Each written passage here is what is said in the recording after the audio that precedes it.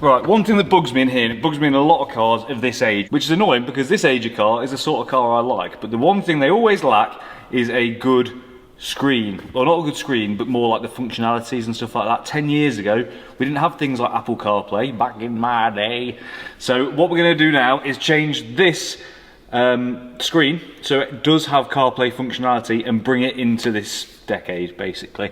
Now, in theory, this looks really easy because it all looks very accessible, very nice, but this being a McLaren means that's obviously not the case. And we can do that with the help from Motivesupplies. Now, these guys have provided me CarPlay units for 3 or 4 of my cars now, and these ones have been the best I've used, the fastest connecting, the most responsive, so I'm more than happy to put this in the McLaren as well to modernise that screen that's in there, so it actually makes it usable and I can have my Waze on the screen and my musics and all that stuff. So fitting this is going to be a bit of a ball ache. It means stripping most of the interior out, but it's well worth it in the long run to know that I can use it how I want to use it.